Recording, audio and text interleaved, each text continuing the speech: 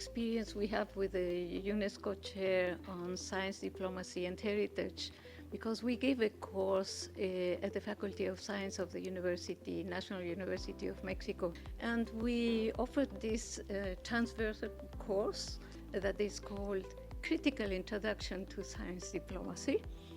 And we do not pretend to train science diplomats. No, that's not our purpose.